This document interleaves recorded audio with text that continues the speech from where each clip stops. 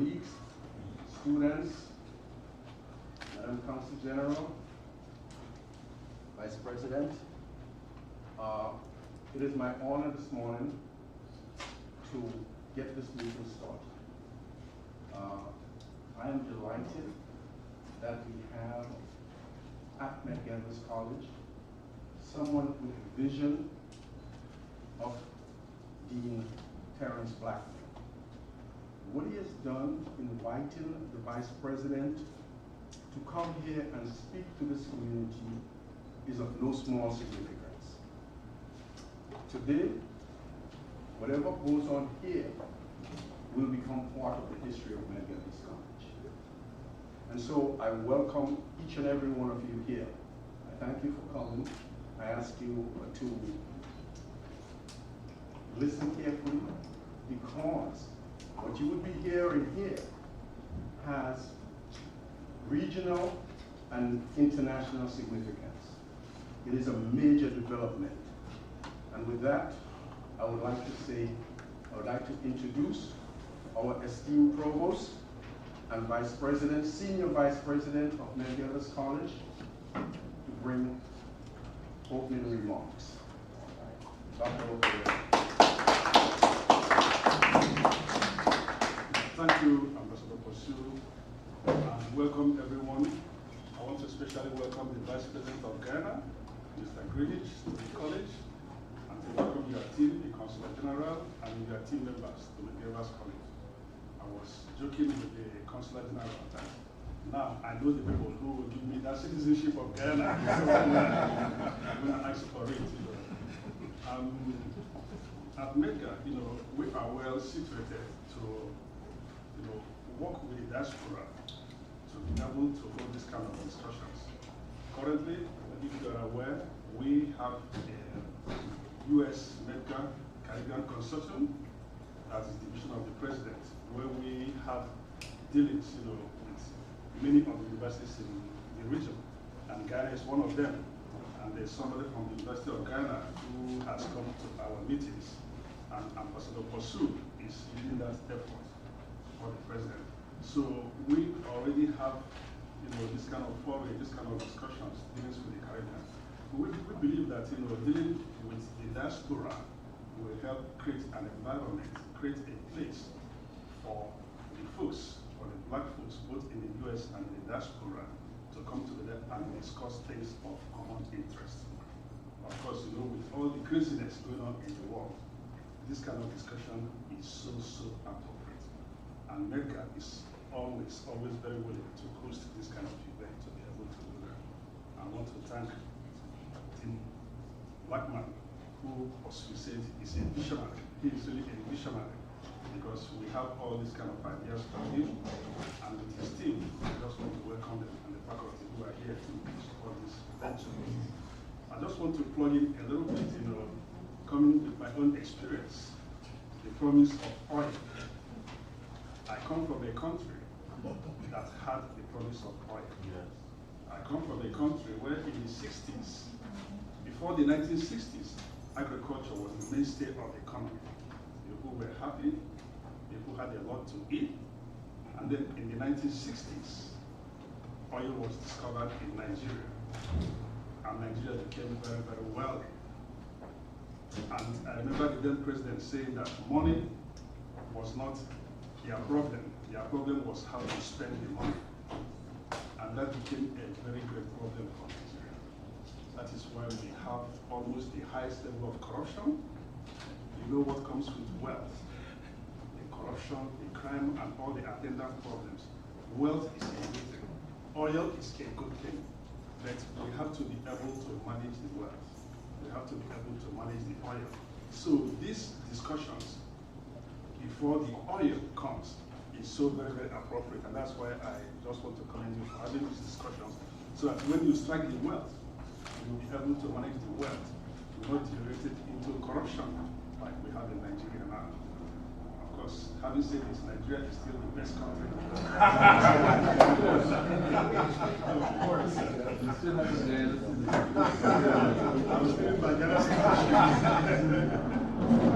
So just want to thank you. I want to welcome you. those people will all benefit from this discussion because it's a discussion that diaspora should be having. Because if Ghana is wealthy, we all here will be wealthy. We are very sure of that. So thank you very much and welcome. And I want to thank the Black man again for the good work he's doing in the School of Science, Health and Technology and Pursue for the Caribbean Consortium. Thank you very much. Thank you very much, Provost. Folks, I'd like to introduce someone who just walked in, Dean of our new Global School of Education, Dr. Sheila Paul.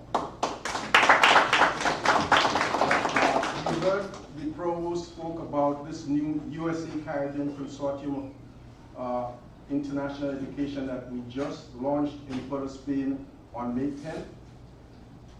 Dr. Sheila Paul is a critical person in that consortium because what we're finding out is the urgent need for special ed in the region, and that's her area of expertise.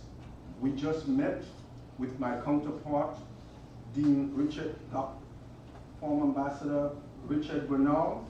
He visited us here, and we put in place now arrangement for MEDGA and UWI to have a joint degree on special education. So it is my great pleasure to see you walking here today, Dr. Paul.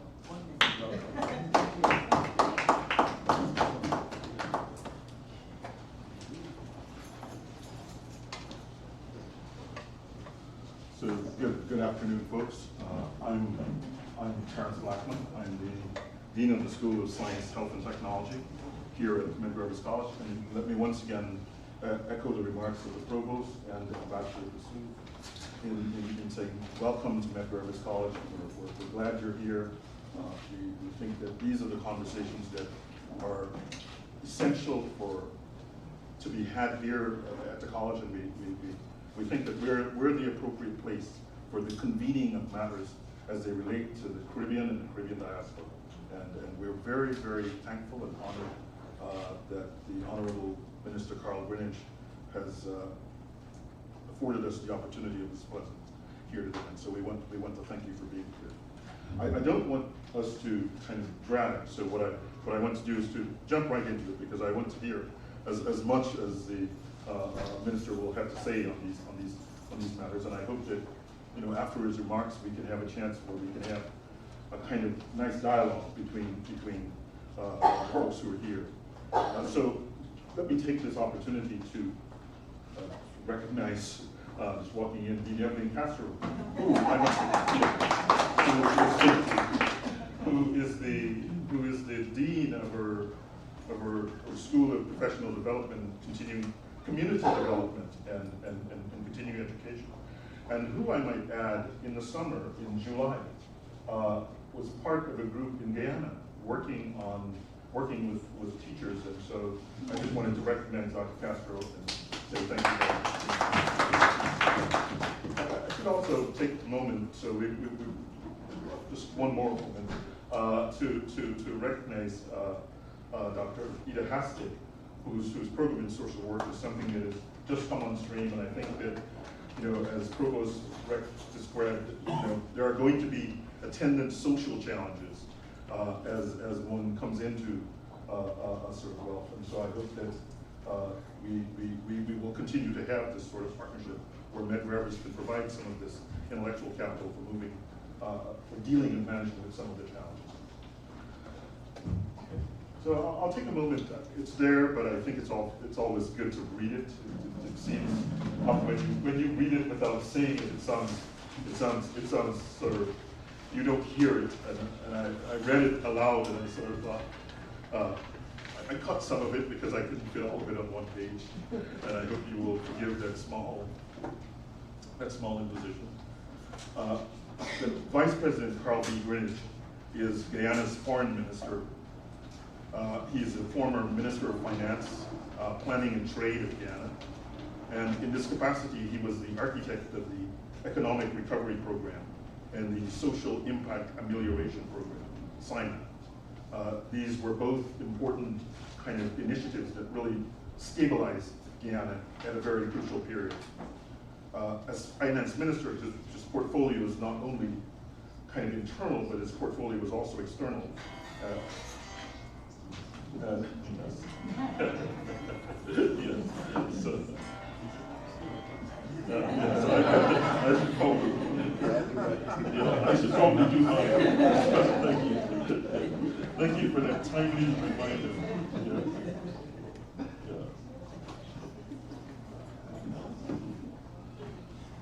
Yeah. Yeah, so I think many of you know of the Africa-Caribbean group, Africa-Caribbean Pacific group, and as finance minister, Vice President Greenwich played a crucial role in the negotiation of the Lomé Conventions and of the Cotonou Accord.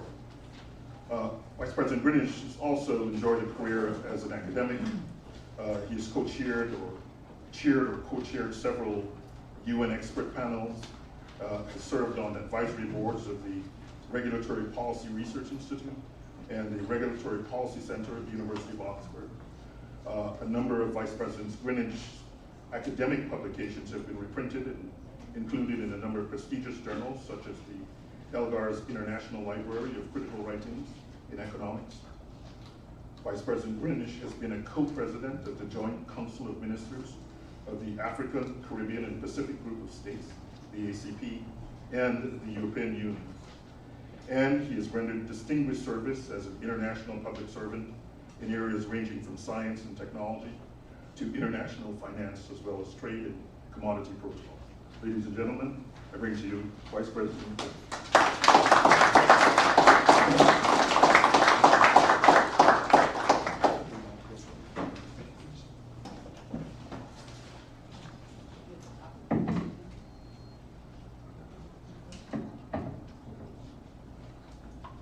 Dean Blackman, Mr. Provost, Deans all, including, I caught the name of Sheila Paul, and I was wondering, as you're in the education field, I did actually have a former colleague in Guyana, also by the same name, Paul, very, who rendered distinguished service in Guyana in the field of education. So there are many faces as well as names that make me feel a little more comfortable amongst this exalted gathering. I don't think I've ever been in the presence of so many deans, let alone in one room. And let me just say to Mr. Provost that once you can recognize, I wouldn't ask you to prepare any, but once you can recognize Kenke, Fufu, and you can dance a few quick steps, you can have the citizenship.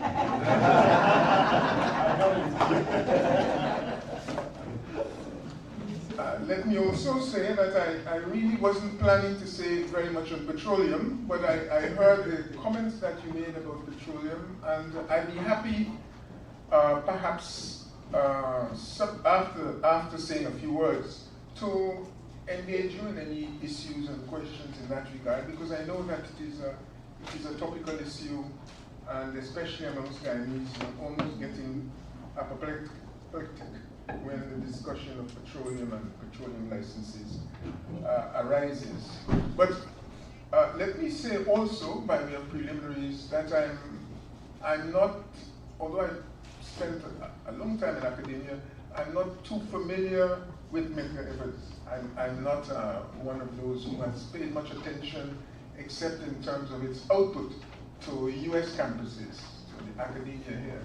And so I'm delighted to have the opportunity to share times and space with you, and to see that you are actually, I think, interfacing with Guyana with a view to lending the skills that you have to development policy and analysis in Guyana, whether it's in the area of health, an area in which I had a professional interest from the health economic side, as well as in science and technology in general. So in many ways, the ambience is one that I find very, very welcoming, and I'd be happy to engage with you on those issues. I had wanted to, and I will adjust so that perhaps having heard a few comments, I will adjust so that we can perhaps span a wider range of issues than I had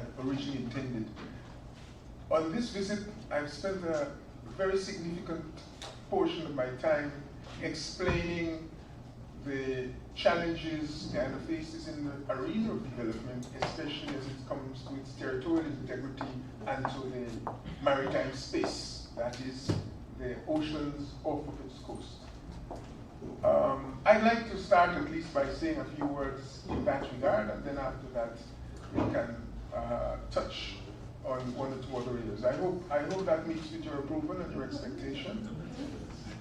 The Professor is very right when he pointed out that petroleum is another commodity, and like all commodities which bring with them tremendous wealth, it can also bring with it the potential for undermining both, if you like, public ethics, morals, corruption, and the like.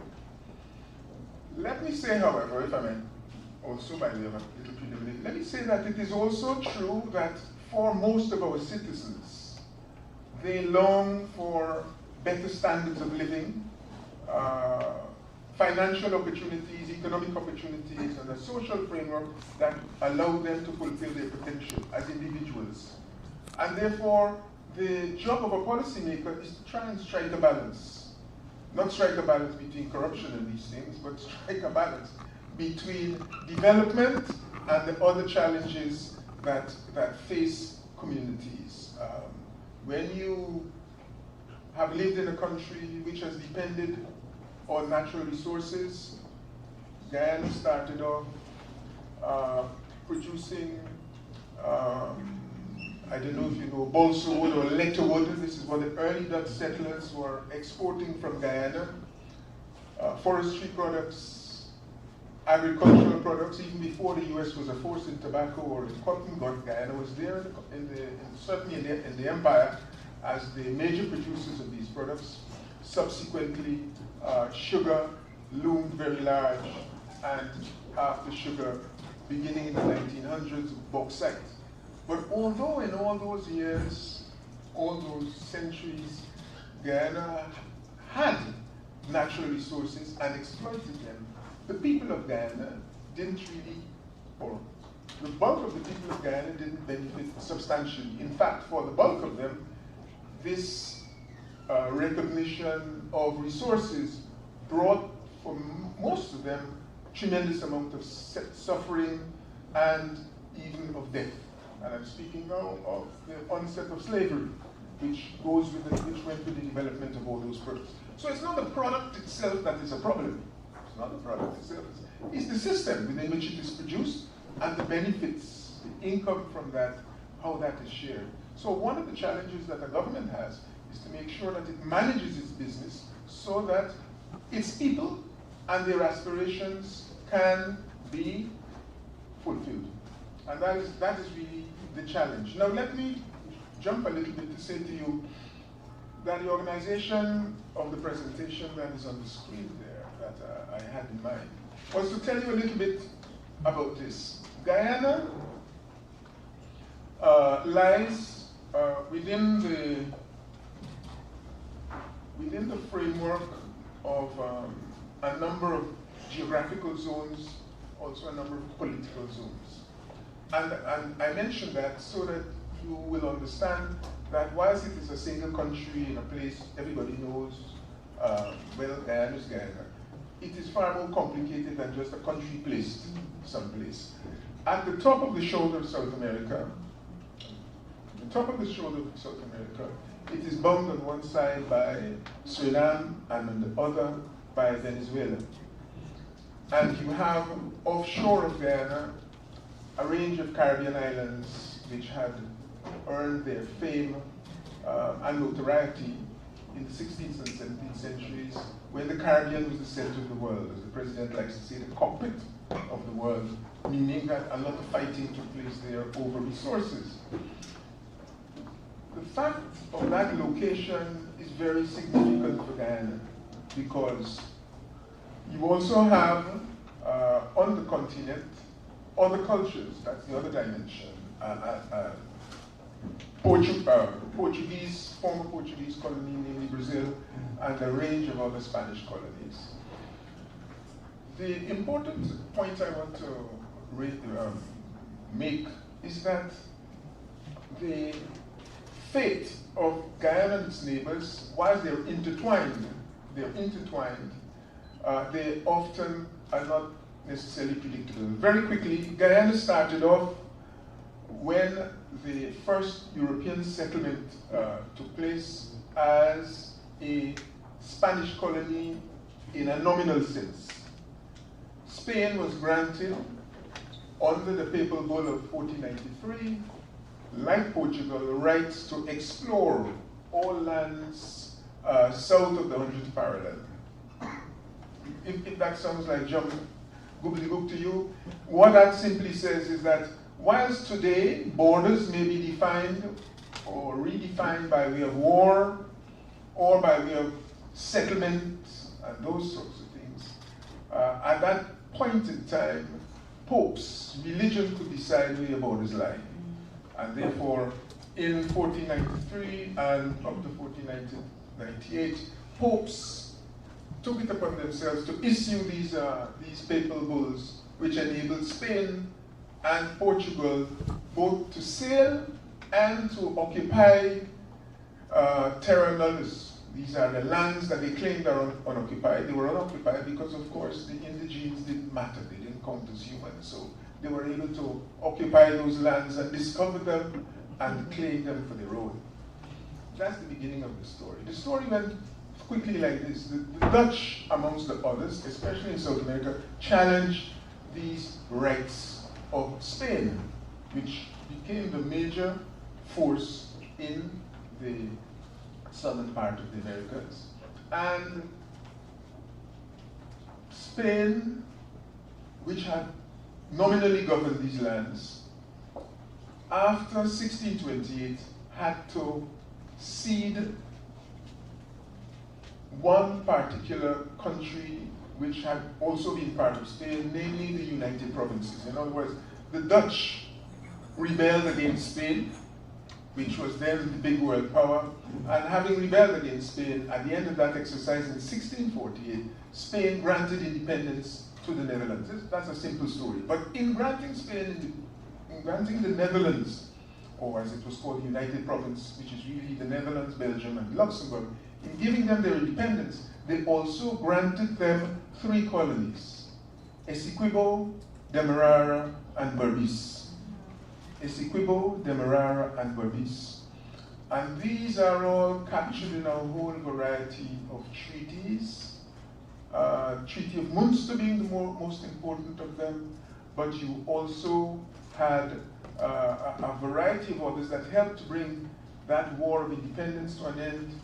The European wars, also to an end the so-called 80 Years' War, and the 30 Years' War, and the like. The important thing is that from that time, the definition of these 3 countries and their areas ceased to be something that was in the domain of warring states, in a sense, or simply of settlement.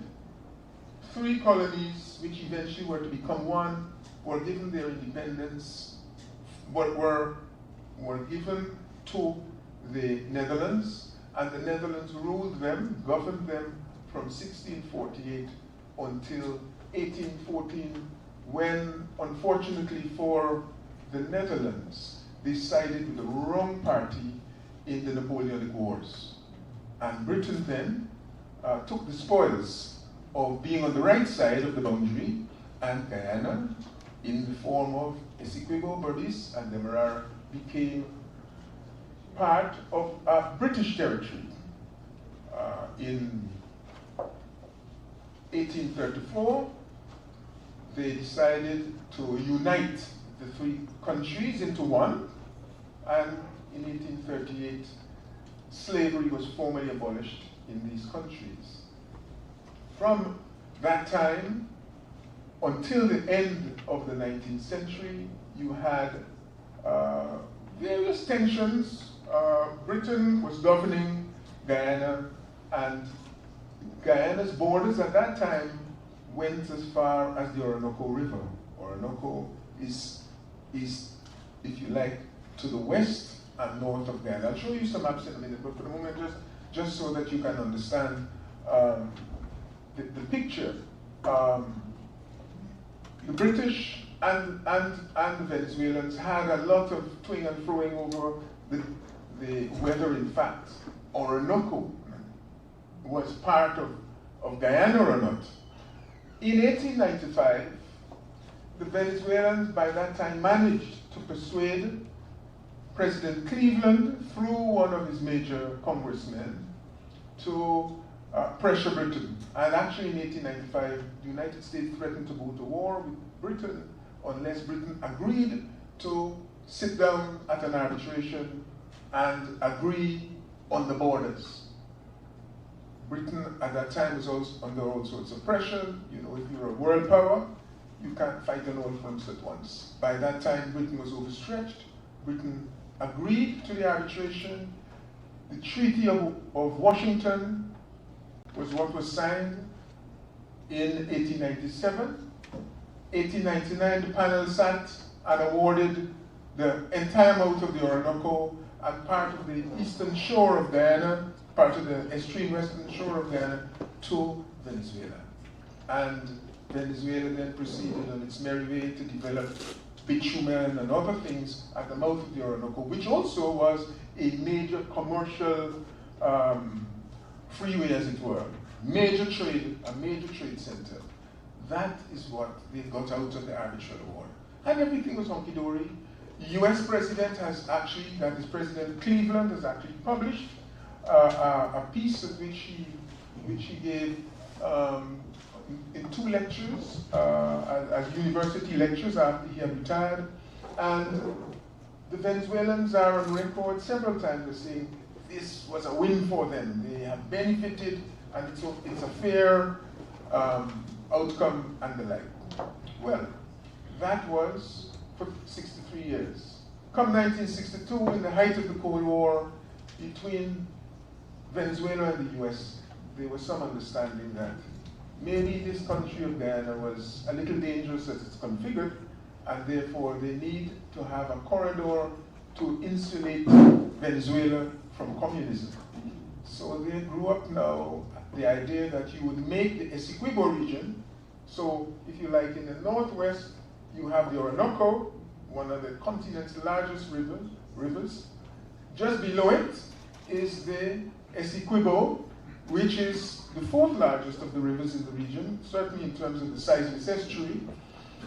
And so if you took that chunk away from these budding communists, you remember Cuba and the Cuban Missile Crisis was going on at that time, you will perhaps solve a political problem.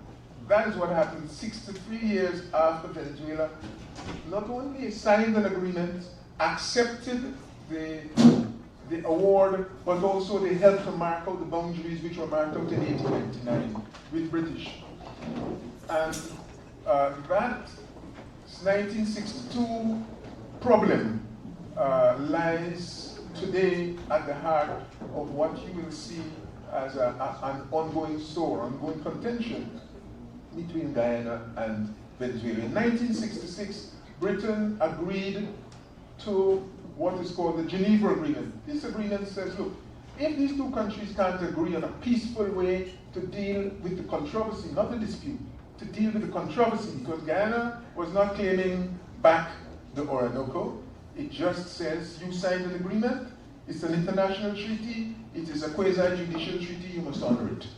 So Guyana is saying it's a controversy. Venezuela agreed to that terminology. In 1966, the Geneva Agreement signed, and it says, look, if there's a problem, let us go to Article 33 of the UN Charter, and in that Article 33, it lays out a menu.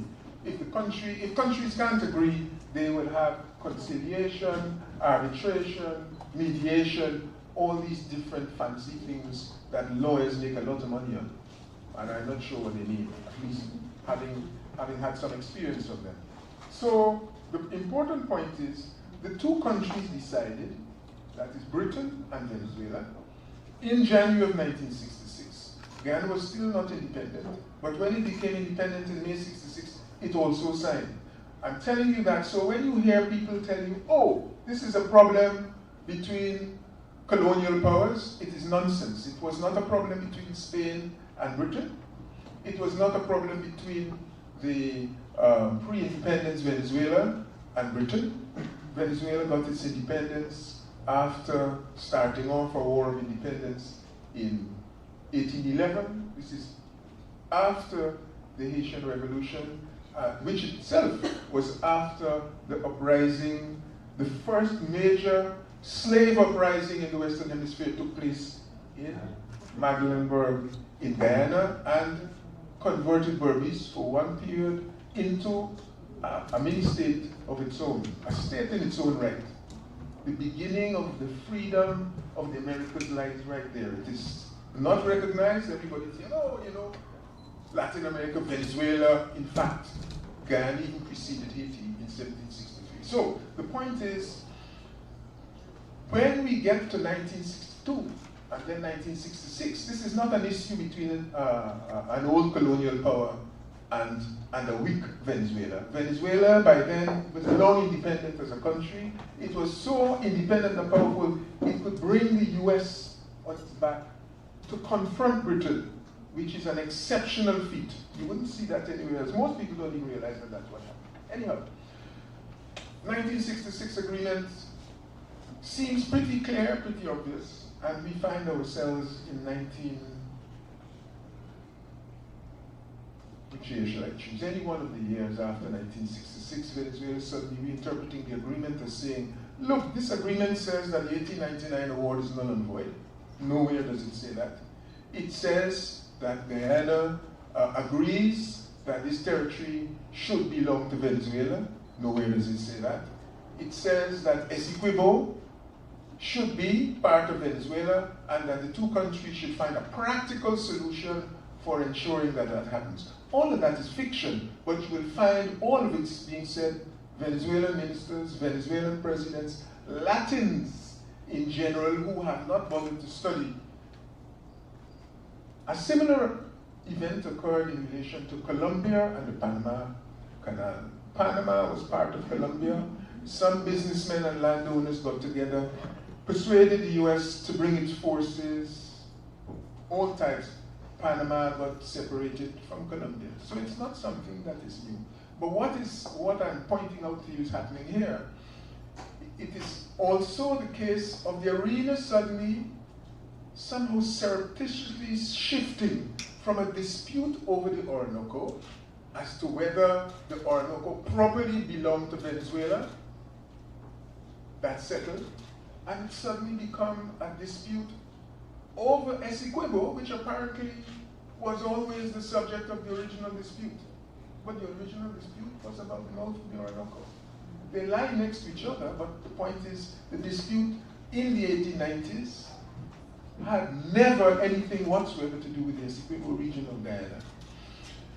So today, that Geneva Agreement, Guyana has arrived at a point where it is invoking the agreement, which calls upon the SG of the United Nations to choose from this menu of options, as I mentioned to you before, and choosing from the menu requires that the SG himself, now, it's important to understand this distinction because those who know a little bit about the UN will tell you, Venezuela does not accept the authority of the International Court of Justice, and therefore the UN cannot force them to go to their ICJ.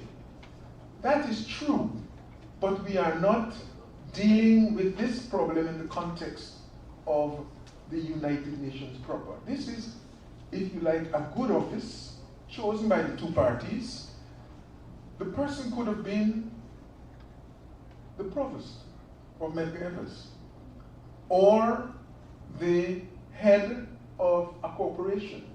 In other words, the two parties chose a distinguished office to carry out the function of the good offices. And therefore, whilst the UN rules themselves may say, look, if two parties have a dispute, the dispute can be sent to the ICJ, but the two parties have to agree.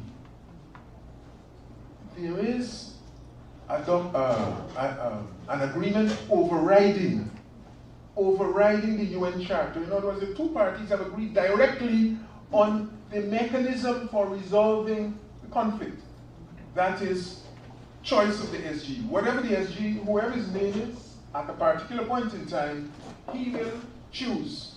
And in making the choice, he goes to this menu. What I'm saying to you very briefly is that you've had, in trying to resolve this conflict, a 10-year moratorium, you've had conciliation, you've had arbitration, you've had every single mechanism mentioned in the menu except for the International Court of Justice. And what Guyana is saying is, look, 51 years of doing this nonsense is enough. We have suffered from the shadow of Venezuela blocking development in Guyana because companies are afraid of Venezuela. You say, well, why should that be? Well, in 2013, Venezuela seized a vessel doing exploration work on the maritime shelf. And Anadarko is an American company which does oil exploration. And the vessel was seized, it has never come back to Guyana. Do you understand what I'm saying? It's not a theoretical dispute with no implications. It is a dispute with implications for Guyana, because when Guyana Goldfields started doing gold mining in Guyana, incidentally gold mining started in Guyana since the 1840s, which is when Venezuela's interest certainly was peaked. They received a letter from the Venezuelan government saying, here, you're trespassing, and we will take action against you of all kinds, military as well as diplomatic. So companies are afraid. You don't want to invest $1 billion in equipment and machinery and then find that it is seized by a navy. So the role of the SG is very, very important here. The UN has now confirmed that, contrary to the Venezuelan explanation of the Geneva Agreement, the UN Secretary General, as a good officer, has the right to choose. And he can choose the ICJ. It is one of the options on the menu, and what is more, after the agreement of 1966, Venezuela acknowledged that this was an option that was on the table. Okay, so that's the, if you like, the politics and the diplomacy of it. Right now, the UN Secretary General, in order to carry out his function, has decided that these countries should speak to each other once more, one last time, and then he will send the matter to the court. And that is because of Venezuela's behavior, and they're afraid that if they were to send it to the court, Venezuela would ignore that decision and maybe take extreme action. So this is where it stands. He is, in order to carry out his function, chosen what they call a personal representative, who is a man called Doug Newlander. Funnily enough, Doug Newlander was the mediator who worked on the Colombian rebellion, which involved the FARC, and one of the longest rebellions and arenas of violence in the Americas. He chose Doug Newlander, and Newlander is working on this matter between Guyana and the Bolivarian Republic of Venezuela. And so, there we are. Thank you very much. So that is, if you like, the politics to it, and we are in constant discussion with the UN Secretary General to ensure a few things. One is that what happened in 2016 doesn't happen again, when the SG, recognizing that this is really a legal problem. If you and I go to court, the court makes a decision. It gives you 10 cents, and it gives me $50. I take my $50, and some years later I say, you know something, that decision was unfair. What should happen is I should get the $50 plus the 10 cents. You then, on your own, unilaterally, without reference to the court, decide that you're going to take back the 10 cents as well. That is the case here. For a decision of the court, or a quasi-judicial body, to be deemed null and void, which is what Venezuelans are claiming, it has to go back to a court, if not the same court. It is a court that can make that decision. You as a beneficiary are in no position to make that decision or to enforce it. That is what we're facing. A country far larger than the other is proceeding in that manner. That is how we ended up by the UN Secretary General, and that process is a process, as I say, we're trying to ensure that we don't find what happened in 2016, namely the Secretary General says this is a judicial claim, yes, we're going to send it to the ICJ, but have a last gaffe. And in 2016, the UN Secretary General writes us to say, well, unfortunately, the discussion didn't take place, and my successor is going to help to solve this problem. And the two of us agreed that there'll be another year again of dialogue. And if it doesn't yield anything at the end of that year, we will send the matter to the ICJ. The problem is you're dealing with a bureaucracy here. Bureaucracies, as you will know, many of you I'm sure have worked with big companies, have a tendency to try to avoid stepping on the toes of powerful actors in their arena. They don't want to step on anybody's toes. They're always looking for compromise. The problem is, how do you compromise on a country's sovereignty? How do you compromise on a border? No part of Guyana has a Spanish name. No part of Guyana has a Spanish name. Do you hear what I'm saying to you? You can find French names. You can find Dutch names. Obviously, you can find indigenous names. You will find English names. I was born near a place called Winkle. I used to go to the Stelling. There was a place where we go and dance comfort called Sanford. These are all Dutch names. Okay? Le Bon Intention. You find on the east coast of Demerara. These are places like Le Repentir. French names, Rossignol, French names. What has happened to the Spanish names? Nothing. They were never there. But yet, here's a country claiming, well, we inherited this from Spain, but in fact Spain lost the territory 200 and something years ago. So that is the background. That's the process that we're in right now. And let me say to you, all what I've told you is about land territory. All of this dispute is over land territory, the area lying between the mouth of the Orinoco and the mouth of the Essequibo River. Okay? In 1968, a president of Venezuela called Leone issued a decree laying claim to all of the territorial sea. This is the area lying off of the coast of Guyana. I told you about the Geneva Agreement, it's there. And I told you even about the seizure of vessels. Oops, sorry. Somewhere in here there are some maps. This one, it's not a good map, but it doesn't even matter so much. You have the northern coast of South America, and where this green patch begins, that is the Essequibo River. Okay? Now, in 2015, after ExxonMobil, Hess, and CNOC, these are three oil companies, found petroleum off the coast of Guyana,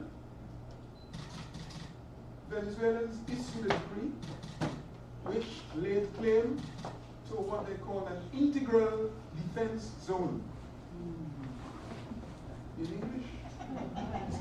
I'm not sure. But if you have a house, it's a small house, and you have a neighbor, and the neighbor decides that in order to defend his house, he needs to lay claim to all of your garden, all the roadway in front of you, and give it room. That is true. That is what has happened here. Venezuela, in the decree number 1859, issued in 2015, laid claim. First of all, I'm saying to you, they laid claim to the territorial sea. The territorial sea is a 12-mile band running along Guyana's coast here. A territorial sea you can have if you have a coast. Okay? And in the old days, you have a territorial sea, that 12-mile band. Beyond it is high seas. The high seas, no law. This is the area of pirates. Still in country. So men out there is piracy. This is how Jamaica and yeah, the name? Jamaica has a camera. Turks and Caicos. They would carry a gun, put it out on the rocks at night. The ships would think it's a lighthouse, and then be smashed against those rocks. Anyway, that's on the side. I don't want to. This is Caribbean activity. Free. So, the Venezuelans are laying claim to our territorial sea, but what I want you to see is this. Venezuela is over here, and you have a string of islands here. These Caribbean islands we're talking about. In Venezuelan view, this blocks them from an Atlantic access. They don't have access to the Atlantic Sea, the Atlantic Ocean, by virtue of any coast they have. The coasts are Caribbean, it's the longest Caribbean coast. But anyway, this law, this decree, enables them to lay claim to these areas. I can't explain it any clearer than that. In other words, it is completely arbitrary, except when you come together. But what that means is this. Each country that has a coast, only countries that have a coast have a right to an exclusive economic zone or to a continental, access to the continental shelf. So, if you take St. Lucia, St. Vincent, whatever, 250 miles around each island would constitute their exclusive economic zone that they cannot exploit and apply their laws to. But if Venezuela has set up a law saying that their EZ, their integral defense zone, extends so close to these countries, then it means that Venezuela has taken in the exclusive economic zones of 11 Caribbean states. It's only Guyana is making the noise, but these 11 Caribbean states. Colombia already fixed them up because Colombia is bigger than Venezuela and told them to get lost. Okay? But this zone here, the eastern zone, takes in the territorial, the exclusive economic zones and extra-continental shelf of these Caribbean territories. In the case of Guyana, however, there's a concept in African language called IPAS.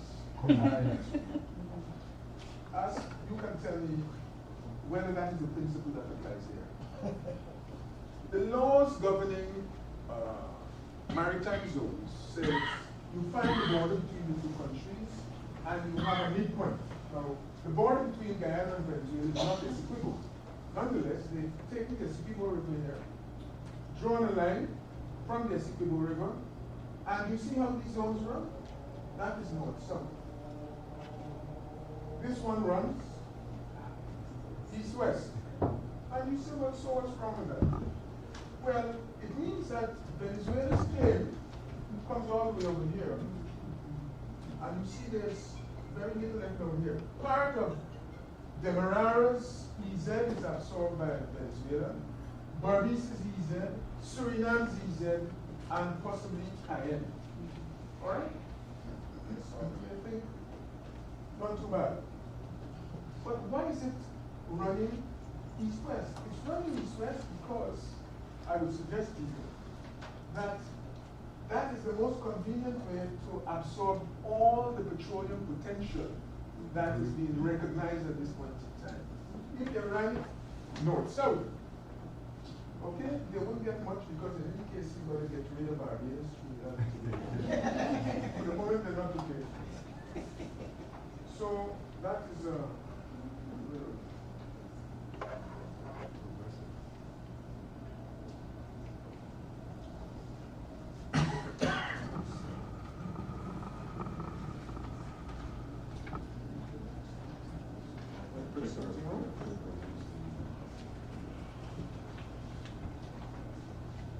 whilst we try with that, let me say to you that the maritime space was never part of the original problem, because in the old days, that is prior to 1899, the law of the sea was one that outside of the 12-mile maritime boundary, it is the high seas.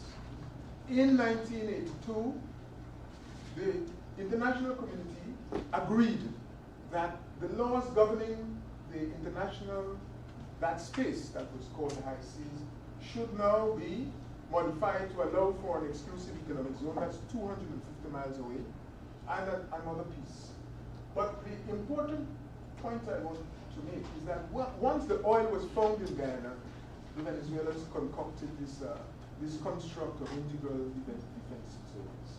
And the whole question of law now, an international law arises. You have a country which has earlier on decided that it could not be bound by the ICJ,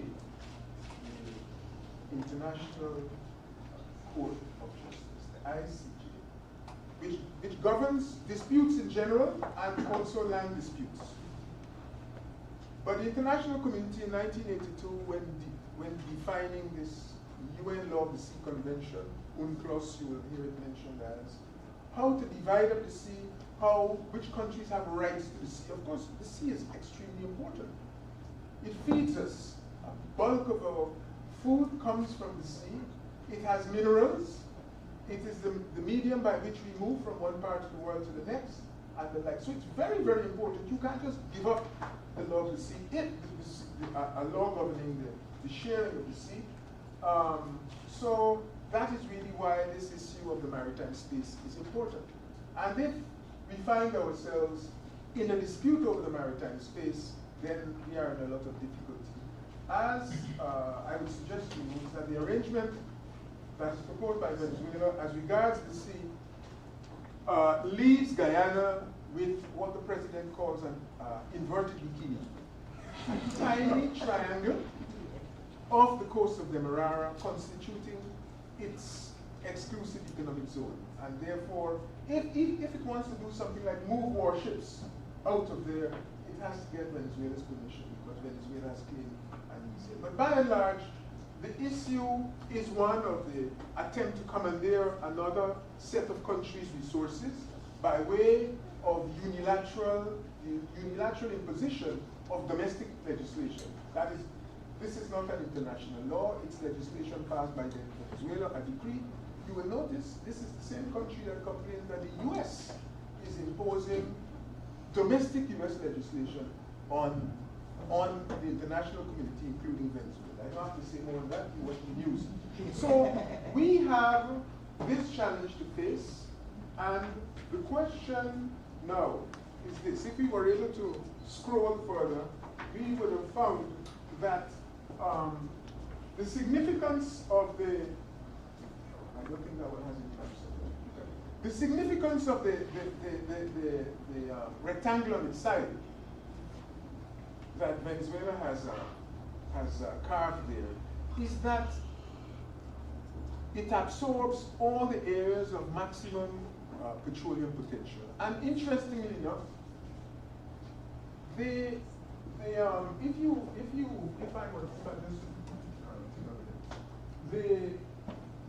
this piece is the exclusive economic zone that Venezuela is in, so-called integral defense zone.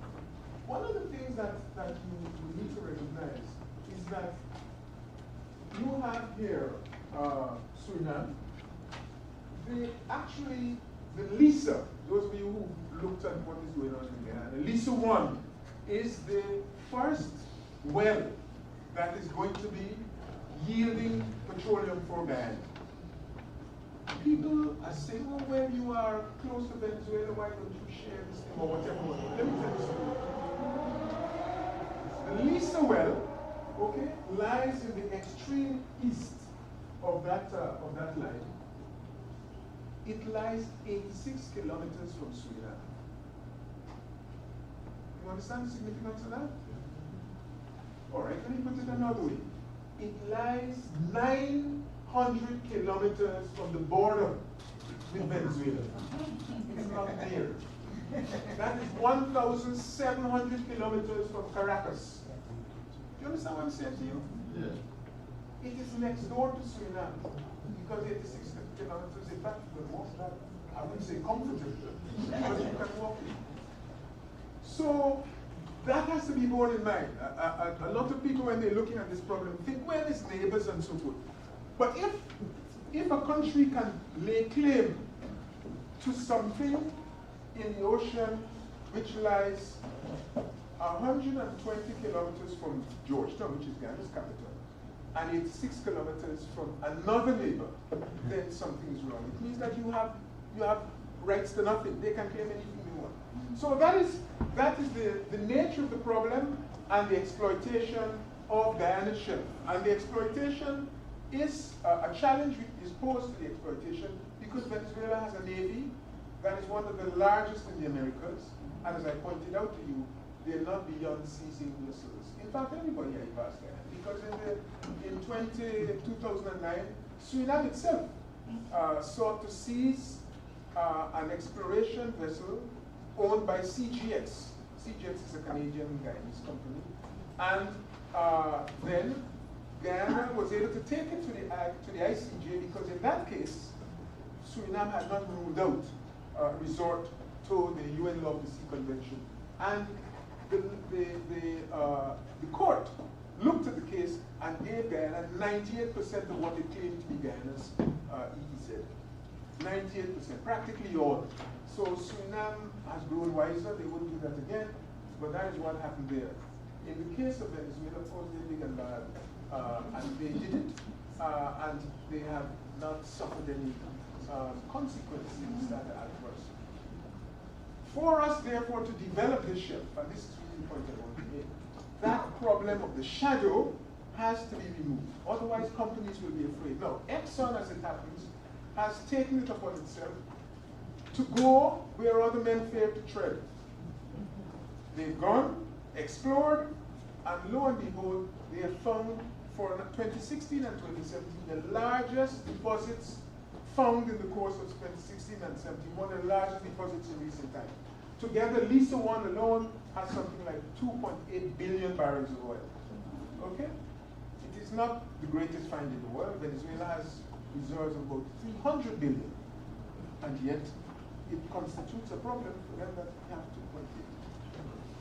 So, however, that is the first of a series of explorations. The other wells are probably going to have even more. But that means that Exxon, one of the world's largest companies, had financial resources. Venezuela couldn't be sure that the US might not do anything if they're trying to seize Exxon's property, so they have not done anything. That is one interpretation. And therefore, once they have made that discovery, others are prepared to come forward. But you want the legal situation sorted out, okay? The problem now, if I might quickly speak to the challenge of managing a resource like petroleum, it is actually no different from managing any other resource in the sense that the difference is that petroleum for the last 100 years has gone through peaks and troughs like other commodities, other primary commodities.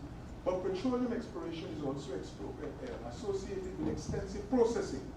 Manufacturing tends not to be subject to the extreme fluctuations of price and therefore of income that agriculture and other primary commodities.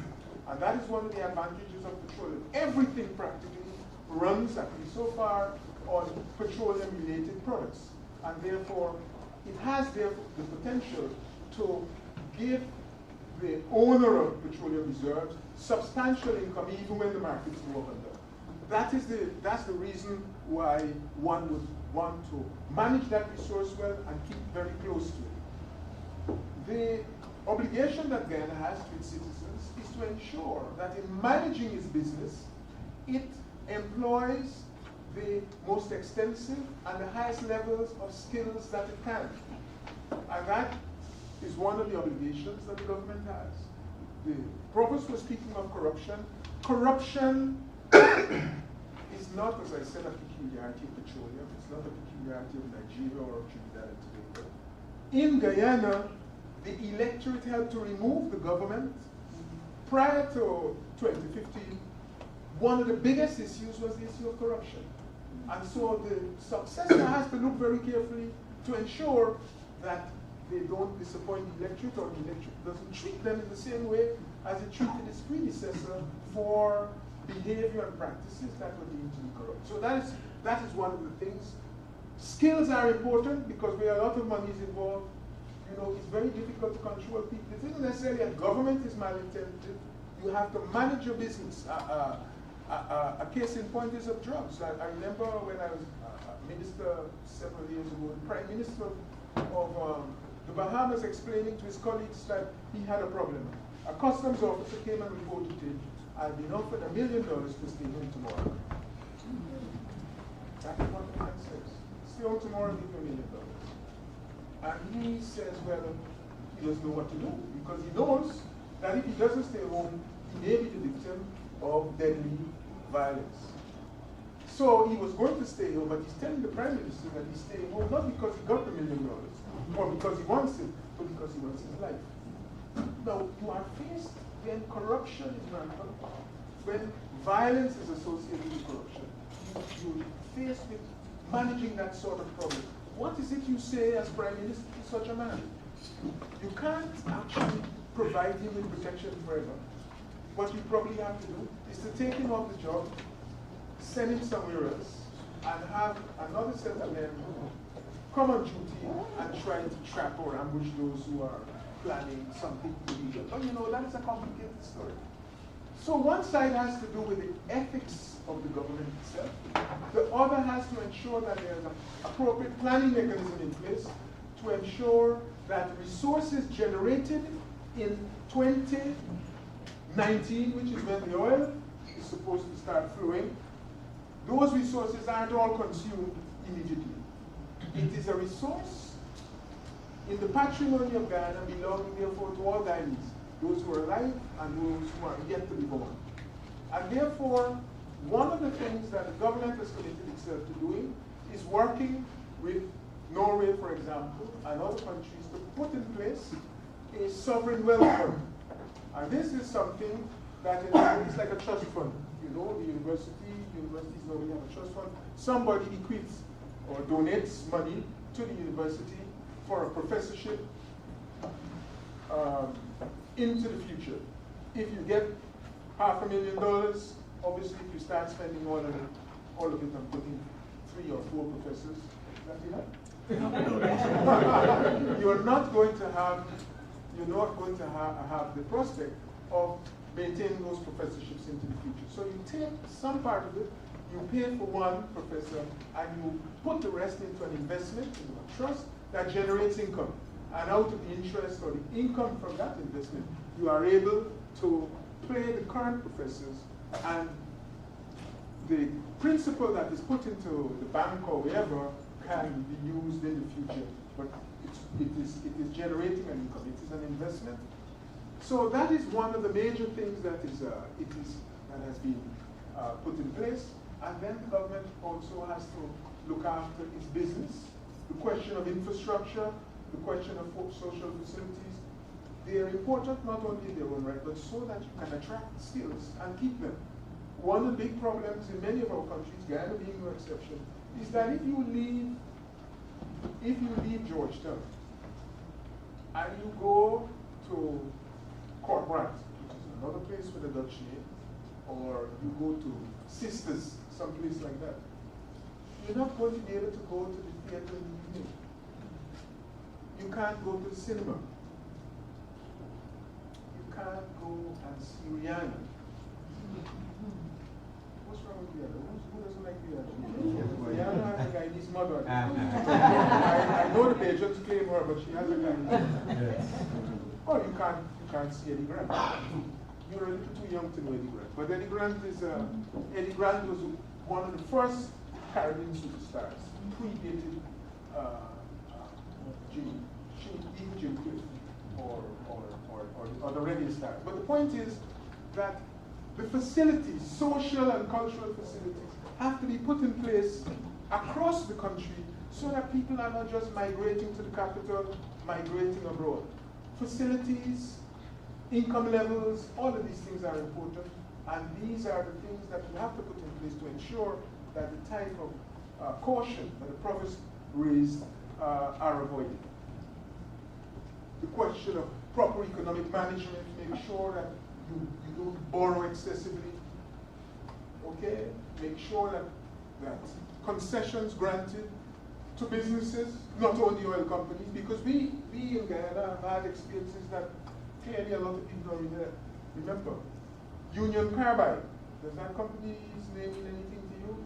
Bhopal, does that mean anything to you? This is a company mining manganese. Some years ago, the operation failed, and thousands of people in the vicinity of the manganese mine were killed. Union Carbide used to operate in Guyana. They operated from 1959 to 1969, and when they wanted more fiscal concessions, the government didn't give them anymore. They operated in that time, never paid any tax. When the government says, no, we got to talk and you have to have taxes, they just got up and left. The houses of the managers were left empty except for everything. In other words, they never even bothered to give the managers time to empty the refrigerators, or they just walked away and left everything. So we've had problems with companies. Alcan, one of the world's major majors, operated in Guyana. We started mining bauxite 1908, 1920 time. Alcan was the company before it became Alcor. Alcor was there before it became Alcan. And we've had Reynolds. We've had experience with all those companies. So it's a mistake to believe that the people of Guyana don't know what they're doing. We've nationalized almost all of them, got nationalized at some place. Alcan, the Alcan plant, Reynolds, Booker's, all of them. So even though you're small, you're still able to deal with companies, but you have to have skills, and you have to have the wherewithal and the conviction of knowing what your goals are. So that is to me the important thing, the important factor. I've spoken longer than I intended, but you've been a very good audience, and that is not always a good thing. But these are the things I wanted to draw your attention in relation to the challenges that we face. I give you something of the current challenges we face in terms of the diplomatic arena. The importance of the United Nations in this exercise means that we have to work with our Caribbean colleagues, our regional colleagues, international colleagues, to make sure that the UN does what it's supposed to do. So that's a diplomatic dimension. You have an economic dimension, which has to do with the management of the resources. And I'm saying you cannot separate the management of the maritime space, the oceans, from the land, because it's the same. It's minerals you're mining, fiscal concessions, and all of those apply to big businesses, and you have to watch what you're doing with them. You have internally to deal with the social issues of your people so that they're not migrating. And Guyana has, next to Jamaica, the largest flight of skilled persons in the world. But most of the people who would have had secondary, university, postgraduate degrees are out. They are living elsewhere in the world. You can't survive like that. Guyana's population was the same as Trinidad and Tobago when I left in 1962 for Britain. Today, Trinidad and Tobago has 1.5 million people, and Guyana has even less than it did at that time, which was less than 500,000, which was around 600,000. Okay? So you can't survive like that. You have really to ensure the wherewithal is in place for people to enjoy their life, and for the young to have hope that this is a place in which they can stay and develop themselves. So that is the challenge we have, and those are the issues that help to complicate the challenges. Thank you so much.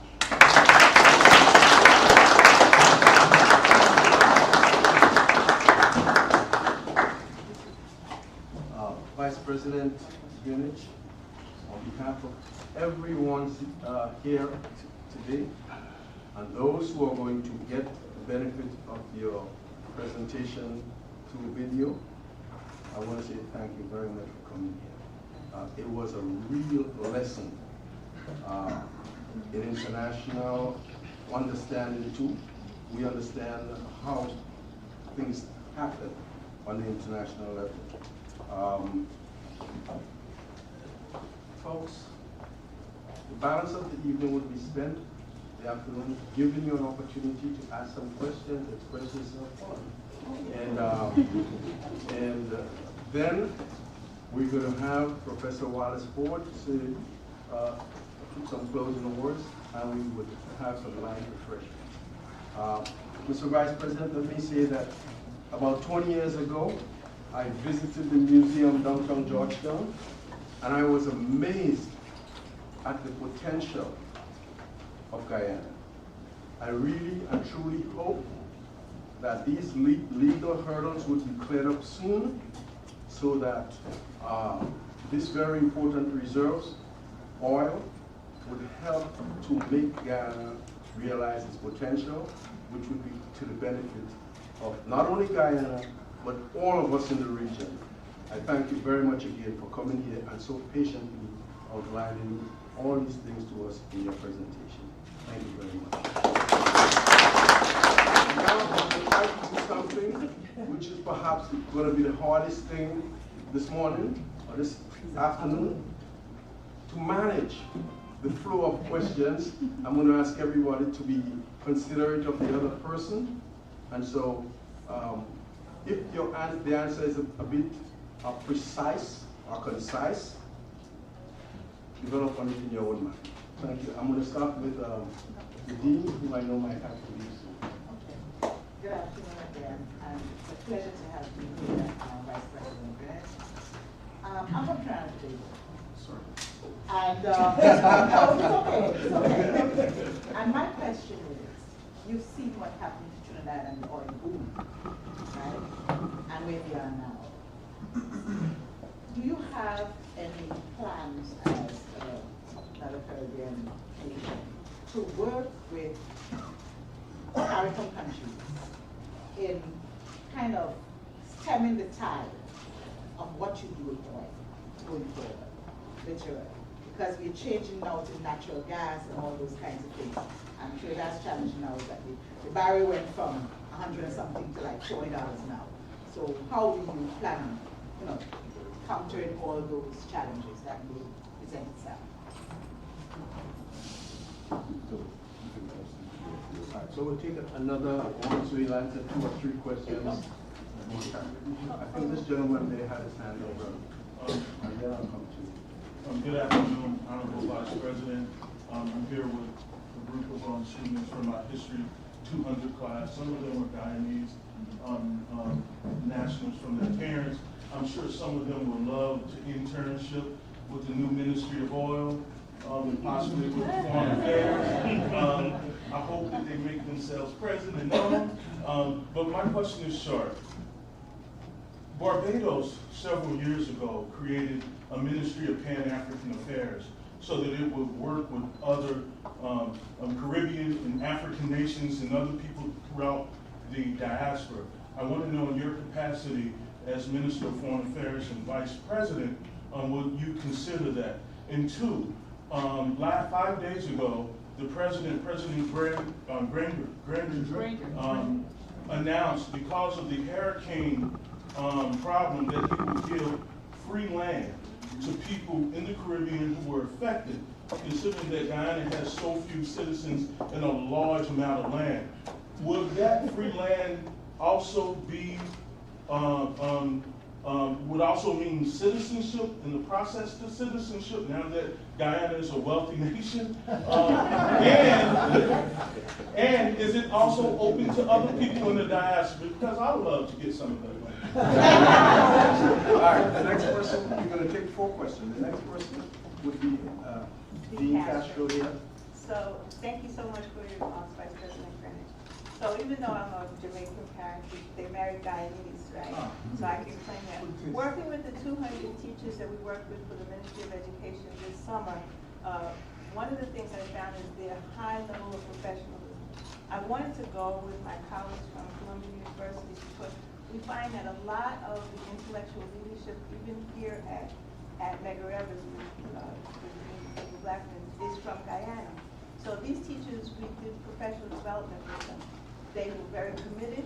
They were working hard. The question I have is they are investing in young children, both primary and secondary in Guyana, but most of the population is very, very young. There are not people 50 years old and above. So what are the promises that with the new oil, possibility that you're making to those teachers and those young people?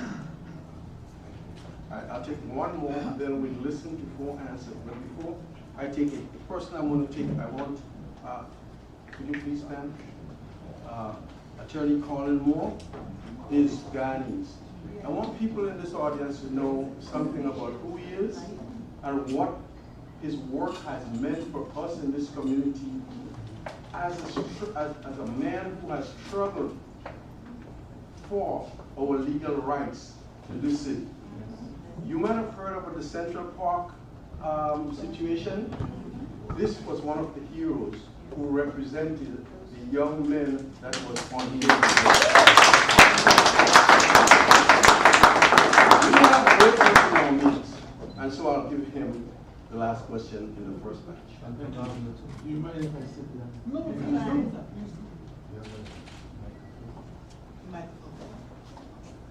I don't know if they, no, I don't think they call it my application. Okay, so this is not meant as a disrespect, it's just because of two questions to you. I also happen to be an adjunct professor of law in international law in college. So my question to you is twofold. First of all, when Banky demanded office, remember last year, he pledged, he committed that he would refer the matter to the UN Good Offices process. And if there were no significant progress, that he would refer the matter to the ICJ.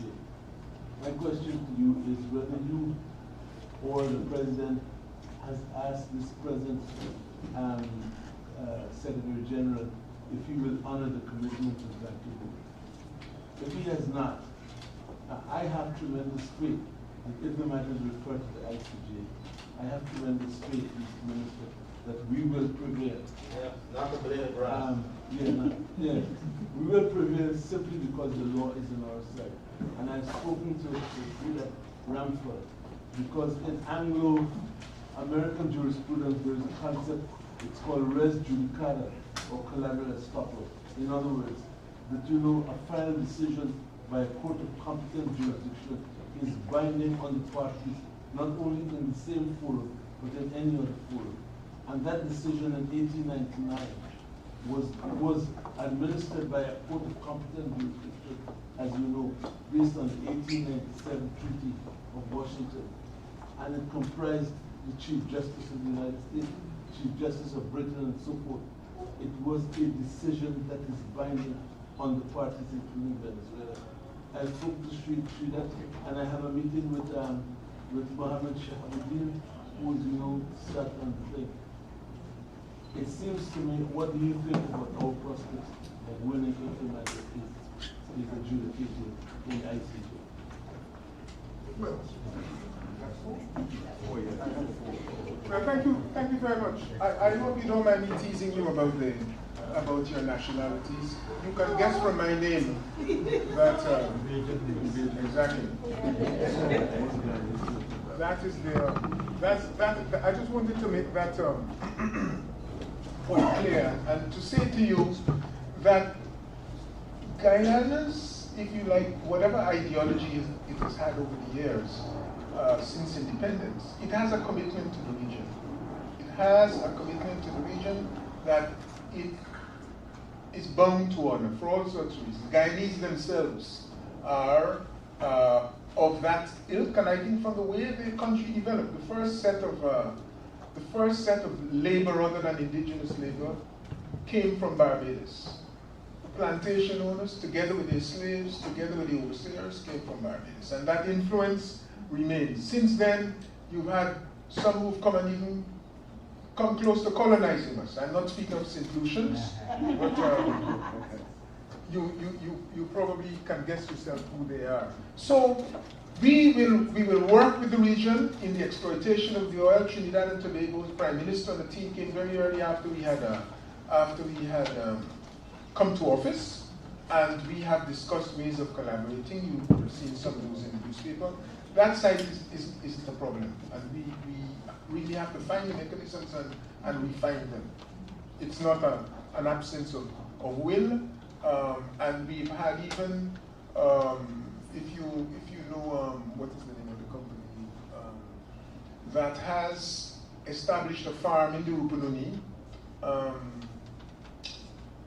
a Barbados firm that Simpson Motors, the owner of Simpson Motors, has established one of the largest farms you'll find in the country, and that was established in 2015 in Guyana, producing commodities for actually primarily for the Brazilian market. So that is working in many ways, and you'll find a number of Caribbean firms, including there are over 21 Surinamese companies in Guyana, including the largest of the insurance companies, just to give you a feel. On the question of internships, of course, we'd be happy to facilitate any arrangement that helps to advance the education and the experience of your students. I can draw that to the attention of my colleagues within education, and we can see also what may be possible in the Ministry of Foreign Affairs. We don't have a Ministry of Pan-African Affairs. I don't believe that there's an intention to establish such a ministry, but let me say to you that in terms of Guyana's own contribution to Pan-Africanism and its awareness, the absence of a ministry has not held us back. I just remind you, contrary to what you might read elsewhere, the major contributor in the struggle against apartheid in South Africa was Guyanans, and we still continue to pay that price. We still continue to pay that price. I know others are saying, well, we were there. Others were there, certainly in the Caribbean. Guyana was the major force there, working even for Zimbabwe and Mugabe, who now were not perhaps regarded with such fondness as on a previous occasion, but they were part of a battle. We were part of that battle too, with the frontline states. Guyana was in various committees dealing with the anti-colonial struggle also. In the early days of the Committee on Decolonization, Guyana was there. So we will continue along those lines. The availability of lands, yes, the President did make that announcement. The question of citizenship for Caribbean people in Guyana is not really, to me, a major issue. There are mechanisms for facilitating that, and if you were around in the late 1970s, you'll know that a significant, something like 3,000 families, primarily of Jamaican origin, primarily out of the UK, but also out of the region itself, including, again, people from Grenada, St. Lucia, emigrated to Guyana and set up house there, professional occupation, farming, especially along the Linden Highway. Okay, so it's like Linden Highway, and you still find some of them there. So that is quite okay. And if you leave me your coordinates, we can see whether whether we can be of assistance to you. Dean Castro, the question you asked about the education sector and what might be done, for example, in relation to teachers, the government recognizes. I think all governments have recognized. I mean, we've had some irresponsible periods, but Guyana's greatest asset, perhaps, has been, in addition to the people and the flexibility, the capacity of the primary school system. It is not widely recognized outside. But what we had was a primary school system that enabled, there are many Guyanese who never actually finished secondary school, some never attended. But you would not believe that seeing some of them perform outside of Guyana, because at that level, they were able to perform as well as many people who finish secondary school, because the literacy, command of numeracy, and breadth of reading was such as to enable them to be pretty effective. Subsequent to that, the free secondary school system was a major factor. But in making public education free, you then put a lot of strain on the Ministry of Finance. And that failure at a time when bauxite prices fell and so forth led. What I'm trying to say is that one recognizes the importance of an educational system. Teachers are, of course, at the heart of an educational system. They drive it. And therefore, one of the things the government has to do is to look to the conditions in which teachers work, teachers training college, facilities for enhancing their capacity. All of those are to be the subject of attention. There has been president-elect committees of inquiry. One of them was established to look at education. And they have made some recommendations. I myself don't think that they go far enough, but that is me. What that shows you is that we are not going to be satisfied with any old set of recommendations. And therefore you will find those recommendations challenged with a view to ensuring that our young people are made suitable for this millennium, not for the last one. Okay? One of the things that is needed is an ability to look at problems and to solve problems. That's a feature of the modern world. Everything is changing, so you can't just learn a technique and expect it to last you through a lifetime. It may have lasted us through our lifetime, but the future is all about change. And therefore, young people have to be equipped to be able to deal with a world of constant change, constant flux. And so that educational system has to be relevant so that they can adapt and adjust to new discoveries, new way of doing things, new material, new instruments, and so forth. That is a fact, and we have therefore to make sure they're properly paid and they're properly prepared. That is a commitment I think one can make now, and it is also the case that the president himself also has something of a preoccupation with assisting teachers and those who are responsible for security by way of housing and land. So this is another area that one can envisage. The other question raised by Colin as regards the good offices process and the ICJ, the answer is this, that as Secretary General Ban Ki-moon took a decision, as I said, after having promised to take a decision at the end of 2016. That decision was taken, and the process, therefore, that was supposed to be 1 year has been extended into 2 years.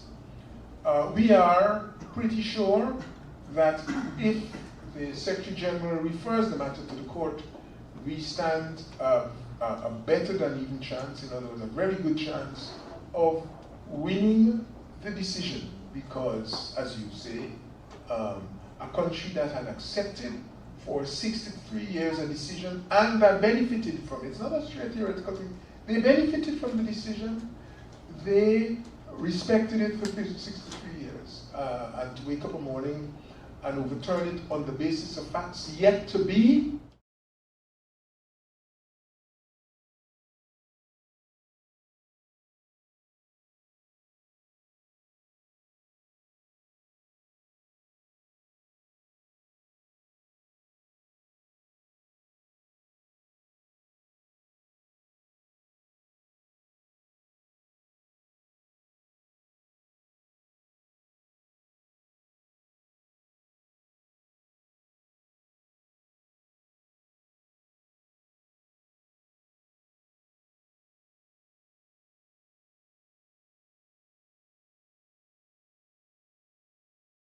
not published until after he died.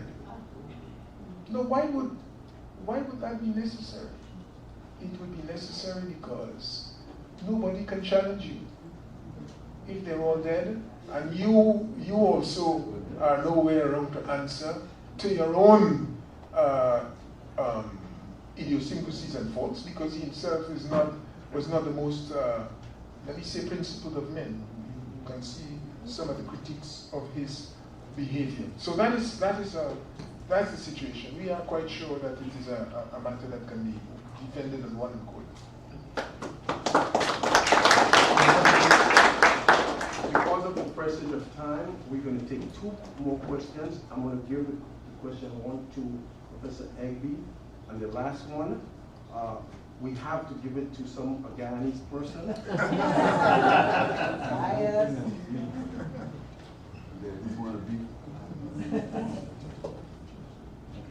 And I was just told that we have Larry back there who was to give the question. So, Larry, I wanted to end up with a Guyanese. So if you don't mind, I don't mind. I will take you, sleeping Professor Egby, go first, then you, Larry, then Karen last. Go ahead.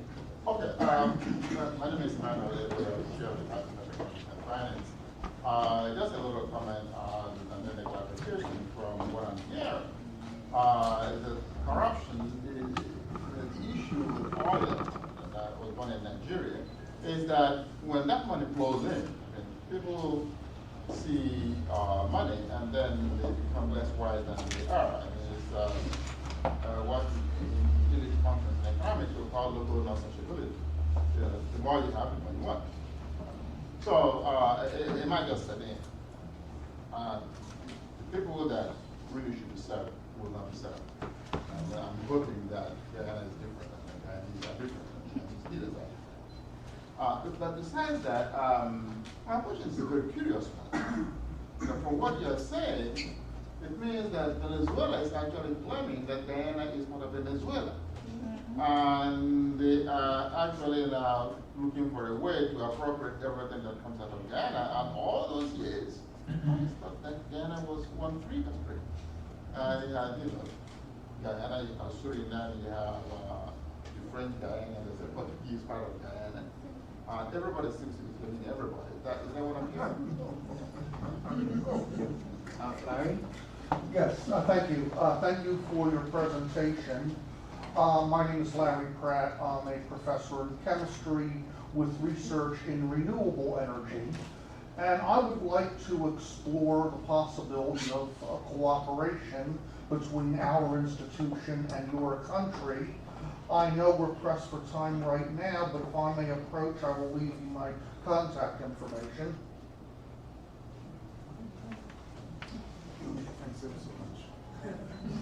Thank you, Larry. And final question from Karen Moore. Hey, welcome, Vice President. So I have basically 2 questions. One dovetails on the question of land, and it is basically, given the discussions in Guyana right now around land rights and the various land commissions, how would that affect the promise that President Granger made last week?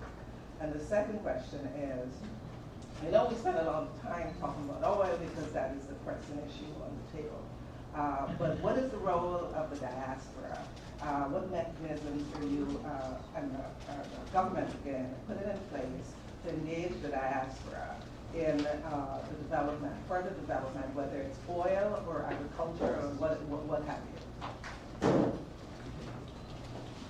Well, once more, thank you very much for those questions, and may I say to Larry that I'd be happy to try and broker something. We certainly do need the skills, and we are even more happy to collaborate with an institution because that will ensure continuity and a resource base that is constantly developing. So I'm very keen to link you up and ourselves be involved in linking you with the Ministry of Natural Resources, the IAST, which is the Institute of Applied Science and Technology, which is based at the university, to see if we can meld the skills and interests.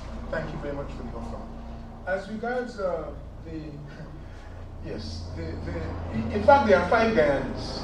Only 2 of them are independent. So the Portuguese Guyana and so-called French Guyana, these are Portuguese Guyana is a geographical part of Brazil. French Guyana is a department of France, which means that it's governed from from Paris. Guyana and Suriname are two independent territories, and you are right. If a country claims 70% of your land mass and all of your maritime space, then clearly they are so keen on you that they want to absorb you as part of their country. Guyana itself has struggled. As I pointed out to you, Guyana was the first territory in the New World to have a major revolt against a colonial power. Slavery was abolished in Guyana in two phases. 1834, when the so-called indentureship, apprenticeship came on, and then in 1838. We fought the British, not the Venezuelans. They weren't around, okay? We struggled for independence. We had in 1926 the suspension of our constitution when we were fighting ALCOA over ALCOA's refusal to accept the imposition of income tax. Okay? In 1962-63, in 1953, the British government suspended Guyana's constitution. In those steps, I mention these because this has been a constant struggle by one people. We had the most advanced constitution in the whole of the Caribbean. That is a constitution akin to those of Australia, New Zealand, Canada. And between 1926 and 1953, at those points, the self-governing powers that these legislatures enjoyed were removed because of the agitation of the people, first of all against the bauxite and the predations of the bauxite company, and secondly against the fight against colonialism, which also was a fight against capitalism, and therefore it was seen as an anti-communist fight, and therefore our constitution was suspended and made retrograde. We also struggled with the Caribbean for a Caribbean entity, the West Indies Federation. And I'm telling you all these things to say we would not have gone through all of those experiences. We have a national hero who actually was born in the Essequibo. Damon fought the British in the Essequibo. He was hanged by them for his troubles, and others were sent off to Australia. The same territory claimed by Venezuela, they were nowhere around. We had also the abolition of slavery. Guyana struggled.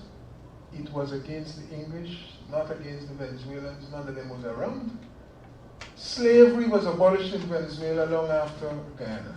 It wasn't until 1858 that slavery was abolished in Venezuela. And the discrimination and the pressures against people of African origin in that country continues. So we are not going to sit by and allow a modern day colonial power to just walk all over us. So that is the issue. It is not struggles amongst the Guyanans. This is a struggle against a country which clearly is not satisfied with its resources. You can't wake up a morning.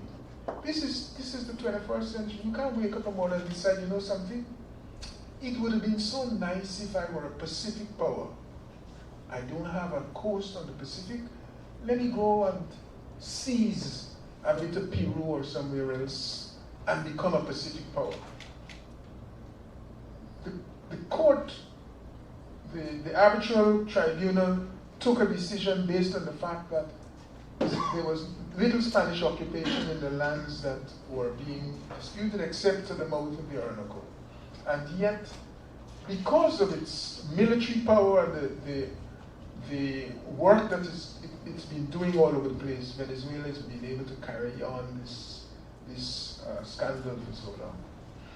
But we hope that with good sense, the United Nations will do its duty, notwithstanding the pressures and its preferences as a bureaucracy.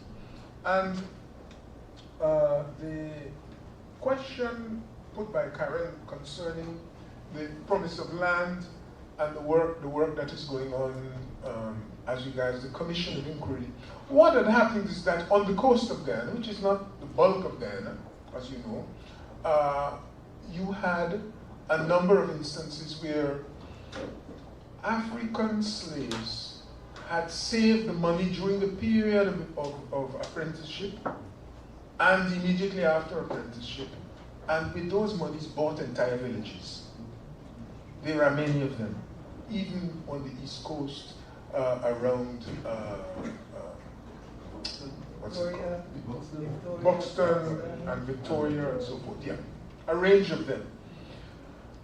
They have found in recent times, or what has happened since the 1950s, is that you've had squatting, encroachment in those villages, and many of them have either been occupied or lost to the people of the villages. And if you go to a number of the areas, you will find that lands are abandoned, people have neglected them because their children have migrated to the capital or migrated abroad. And you've had also businessmen of worth have found ways either to falsify records. We had a case like that in Little Profit, for example, where a court never sat on the matter, but a court decision shows that the court had granted these lands to businessmen. People found themselves dispossessed. So there are those sorts of problems in relation to specific areas of the coast, and that is what the president wants resolved. There are disputes or the failure to award areas to or title to indigenous people who have claims in a variety of places inland, and they have found that here's the traditional village, and since 1960 or since 1982 or since 2000, some set of miners, whether they be locals or Brazilians or whoever, have somehow found themselves in the lands of the indigenous people, carrying out mining and excluding those people from the area. So that's what these commissions of inquiry are about, and I hope that they will solve those problems. But Guyana's, the availability of land in Guyana is, on a per capita basis, one of the highest in the world. Population density is very low, so lands are abundant. The problem really in some areas is of infrastructure for drainage and perhaps irrigation as well in other places. So you don't really have a shortage of land. Even if all of those areas were to be handed out, you would still have an abundance of land elsewhere. The diaspora, we have worked with the diaspora. 2 or 3 days ago, I did do something in Richmond on the diaspora. Basically, we see a potential for a two-way interface with the diaspora. One is, everybody knows diaspora have skills, they have resources, and you can find ways to get them to contribute to the country, as happens in Mexico, Israel, Jamaica, where the diasporas contribute, for example, to major programs of house building and the establishment of infrastructure. You also have diaspora bonds that enable members of the diaspora to invest, and the investment to be used either not so much as an individual, but as part of a mechanism. You set up a trust or a body into which they put their resources. Those resources are now invested. The government's imprimatur is there to protect their investment. Or you can do it through a special vehicle, a private company, which can take charge of that, and the government oversees it to make sure that the monies aren't misappropriated. These are some of the mechanisms. But what we are also saying, and those are traditional, we haven't done enough on that. We propose to deal with that. But it is also the case that the diaspora would themselves like to participate by way of contributing to decisions, contributing to the various mechanisms of decision making. That is a more tricky problem politically. Obviously, if you are living here, one has to be careful because you don't really want, let us say, 500,000 Guyanese abroad deciding upon how taxes are determined, revenues are collected in different places. And that can lead to a tension between those at home and those abroad. But we have committed ourselves to try to find a mechanism that will ensure a meaningful contribution. In fact, on the political front, the diaspora have played a major part in bringing the previous government to account, in the sense of people going to Georgetown, and whereas Georgetown people have become accustomed to the dirt and the filth that had overtaken Georgetown. It is largely diaspora that would come by and say, hey, this is unacceptable, you cannot continue like this, what is the government doing? They have a role to play in that regard.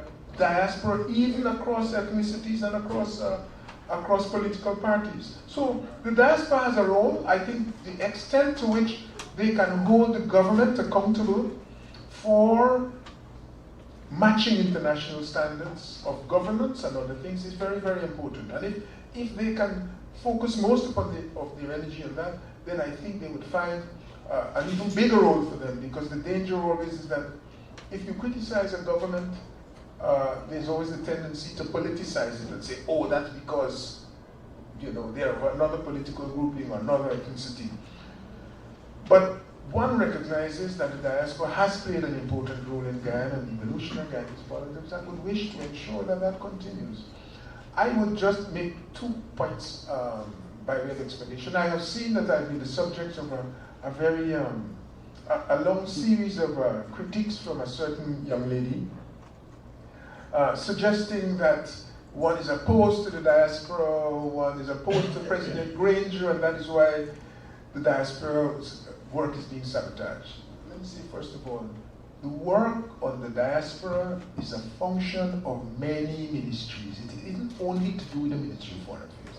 Diaspora's work has to do with the Ministry of Finance. If you invest, you go and you buy or you construct 3 houses, and you leave Guyana, and find that when you go back, sometimes 3 weeks later, the house has been sold not once but twice. That has happened. That has happened. What does that have to do with Ministry of Foreign Affairs? It has nothing to do with Ministry of Foreign Affairs. It has to do with the agencies such as what used to be the old Home Affairs and the Ministry of Finance. They have to make sure that the laws are in place to keep control of estate agents and to protect people against fraud.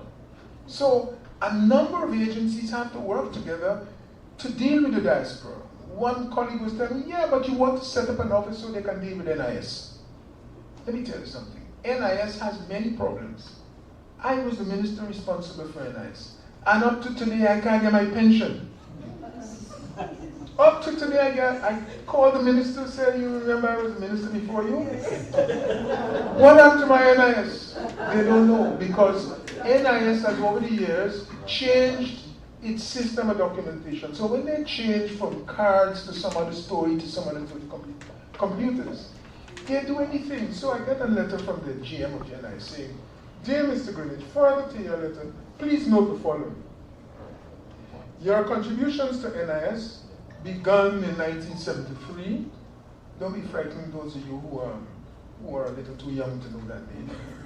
1973, they stopped in 1979, they started again in 80, they stopped in 82, and then you didn't pay anymore. Now, there's only one thing wrong with that everything is wrong. I was in Britain in 1973. I was working in Britain in 1973. I hadn't returned again in 1978. So they're giving me contributions when I was nowhere near able to make any contributions. Then, when they have indicated that I stopped paying the contribution, I was the chief planning officer, which means that it was not possible politically for the chief planning officer to wake up in the morning and say to the NIS, I'm not paying any more NIS contribution. My job as chief planning officer was to oversee all of those agencies, including NIS. And as a minister, I was self-employed. Yeah, that is true. But do you think a minister would be mad enough in a government of Burnham or White to wake up in the morning and say, hey, I'm not paying NIS? So what happened is that each time this system changed, they lose track of your contributions. And I'm saying, you can't give Foreign Affairs that responsibility. How is it going to put an officer in New York to sort out your NIS? that is a problem that has to be sorted out at home. It's nowhere near being sorted out. So all I'm saying to you is that people, Guyanese speak with such certainty. They know so much. And as I would not miss the opportunity to take a dig at the New Yorkers. They are the ones who know more than anybody else compared with all the diasporas.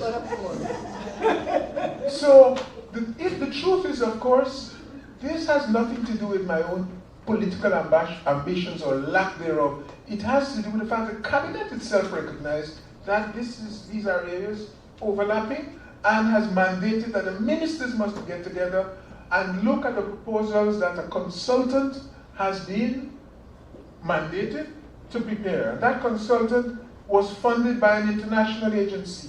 And a young man, I don't know whether he's related to the young lady who likes to feature me so prominently in her contributions to Diaspora Times and other things. I don't know whether they're related, but he has indicated to me that he's an expert in this area. And I'm not willing to challenge it. I said, that's good. When the time comes, you can bid with others. He says, no, but he wants to do the study. And I'm saying to him, okay, will you do it for free? He said, of course not. Of course not. But we had a situation in which the international body, the UN, is funding a study, and it has to be awarded to consultants in a particular manner. There are procurement rules. So it's been given to those who bid and who offer the lowest bid, subject to meeting minimum standards. And yet here it is. You think you're badly off by being non-Guyanese. Those that you are. You can be more badly off by being Guyanese, because they expect me now to discriminate against the rest of the world, to give one person whom I don't know, but he thinks I should know, okay, to give him the contract. That's the sort of complication that you run into, and also you're being accused of not seeing or speaking to the diaspora. But you see, I haven't skimped on my time with you. I've been at the time when some of these criticisms are written in the UK, even in the USA. Sometimes a group, when the groups get very large, everybody got a question, everybody got a suggestion. You stay. I went to the UK last year for the 50th anniversary in North London. I was there one afternoon from 2 till after 6. And I wasn't standing talking all that time. People came with issues, those that you know them and you forget them. They got to remind you of all sorts of old time story people. And then doing, making suggestions and so forth. So this is an issue which is very much on the agenda. We're trying to work on it. It is not an easy one, subject to a lot of misrepresentation. But that is part of the problem of a politician. You can't be thin-skinned. So I don't get too upset with it. At least if I do get upset, not for long. But you have my assurance that we are trying to look after your business, as best we might, you as members of the diaspora, including the not so fortunate ones who were not born in bodies.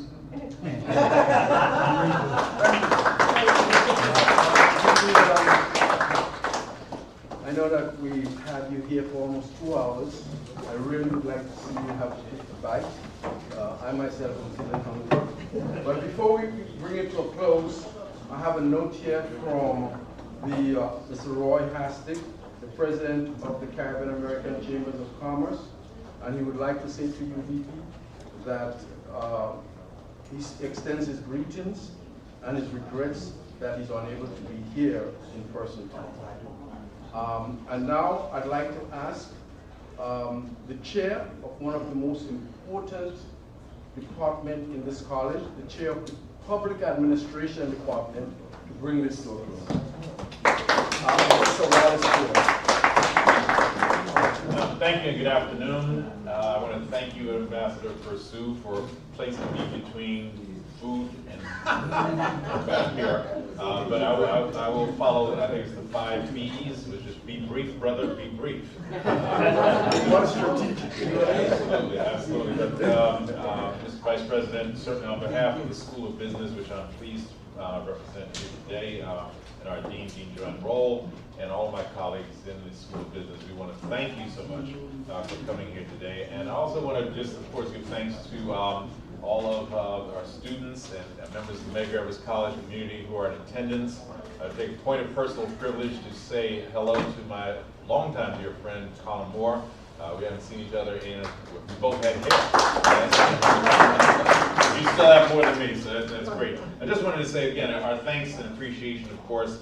This whole process and Ambassador Pursuit, and of course Dean Blackman, you playing a major role in linking Medgar Evers College to the rest of the world. This is what this college has been about and what we're doing in our mission with making sure that we, our students, our faculty, members of the administration understand that we are in Brooklyn, but that we indeed belong to the world. And this event today means so much in that regard. And there's just one last quote I was going to say, which is, and your remarks, I think, help point this out, which is today is really the only day that belongs to us. Yesterday is gone.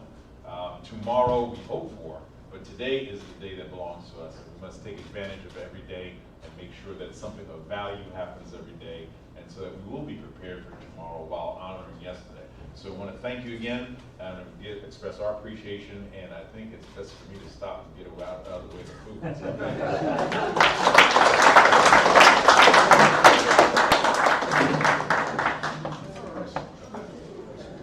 How you doing, brother? Hey, gorgeous. How you doing? Okay, fine. Okay, fine. I'm still waiting.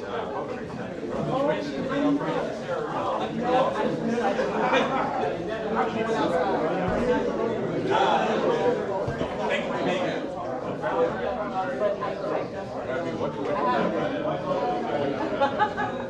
But if you get one of those.